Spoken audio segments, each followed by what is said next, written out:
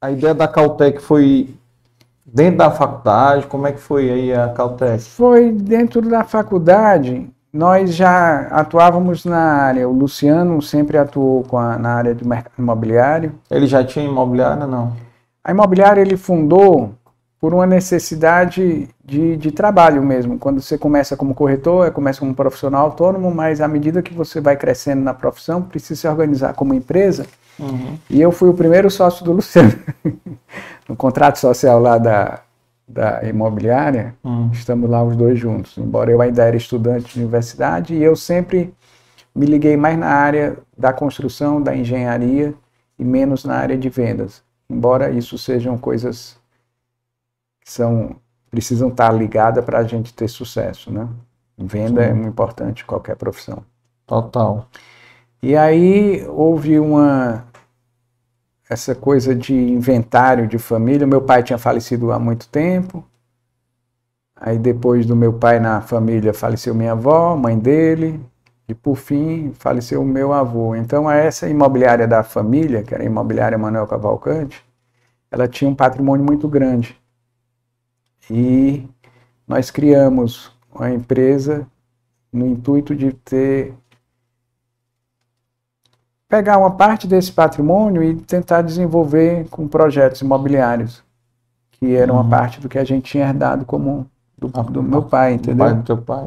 Então a gente desenvolveu um empreendimento lá na Avenida João Pessoa, perto do antigo Automóvel Clube, lá com financiamento da Caixa. Fizemos prédio aqui na Aldeota, na Rua Monsenhor Bruno, próximo da Santos Dumont.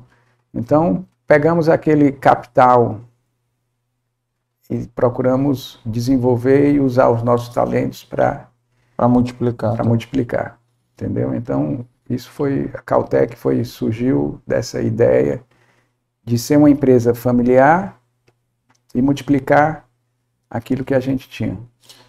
Praticamente quase como se fosse uma road patrimonial de vocês quatro, não é isso? Não necessariamente. Não era bem essa a ideia. Mas na época vocês usaram para pegar os bens que herdaram, né? Foi incorporar os bens incorporar uma cisão da outra empresa. A outra empresa era um SA, fez uma cisão, e aí, como um aditivo ao nosso contrato, a gente incorporou aqueles bens lá. Entendi. Mas começaram essas obras quando vocês começaram a construir ou terceirizavam na época? Porque tu ainda estava na faculdade. Não, mas isso tudo foi coincidindo com o meu término de faculdade, entendeu? O Luciano já era engenheiro, mas nunca atuou diretamente na construção, sempre com vendas. A Márcia, ela estava bem engajada com o marido no escritório deles, que sempre foram líderes, o escritório Nasceissa Arquitetos, sempre. Uma coisa que eu acho bacana deles é essa longevidade também como empresa. Pra você ter ideia, o escritório Nasceissa projetou o primeiro shopping do Ceará, que foi o Center 1, e atravessando a rua eles projetaram o Del Passeio, que é um shopping mais recente. Então você vê que num intervalo de 30 anos entre um projeto e outro, é uma empresa de projeto de arquitetura que continua atual, né? Sim. Continua hoje, enfim. Que eu acho bacana aqui como... E eles são talvez aí os arquitetos mais antigos em atividade, né? Daqui. Os pioneiros aí, talvez. Porque até hoje eles têm projetos sendo construídos novos, recentes, bacanas.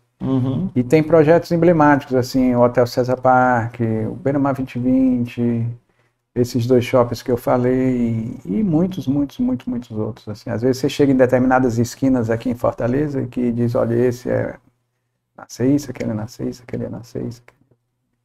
É mesmo?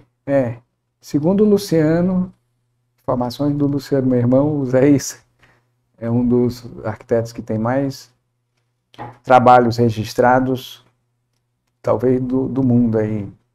História do Luciano. A Márcia, essa eu tenho certeza. Na época que o CREA era junto arquitetura, engenharia, agronomia, né? Porque hoje os arquitetos têm um conselho próprio. Houve uma festividade de Dia Internacional da Mulher. E aí o CREA resolveu destacar as mulheres que tinham mais trabalhos registrados, mais projetos, mais ARTs, anotações de responsabilidade técnica. E dentre as arquitetas, a Márcia era quem tinha mais. Aí ela recebeu esse prêmio como de destaque da arquitetura, no maior número de trabalho registrado no CREA Ceará. Ou seja, tem muita obra aí espalhada. Tem. Hoje ela tem um escritório próprio e ela dá aula na UFC. Ela foi coordenadora do curso de arquitetura, tem doutorado pela Universidade Mackenzie, em São Paulo, e está feliz dentro dessa atividade acadêmica. Conciliando, né? Conciliando uma coisa com a outra, né? Ótimo, porque eu também não acredito que só uma ajude, né? Porque você tem que ter experiência prática também, né? É fundamental. Só a teoria... Tem determinadas disciplinas das nossas escolas que só a teoria não vai. Não vai. Eu acho que praticamente todas, viu, Marcelo? Professor de técnicas e materiais de construção, como eu fui, sem ter vivência de canteiro, eu pegava os meninos, combinava, olha, vamos visitar uma obra, vamos visitar uma fábrica de cerâmica. Então pegava todos os meninos e vamos visitar ali onde hoje é a Cerbrais, entendeu? Então eles visitavam para ver como é que é o processo de fabricação da cerâmica. Vamos na serraria para vocês entenderem como é que faz uma porta, uma janela, uma veneziana e tal. Então essas visitas técnicas eram muito interessantes. Fundamental, experiência prática, né? Acho que as universidades hoje estão muito mais próximas, né, dessa...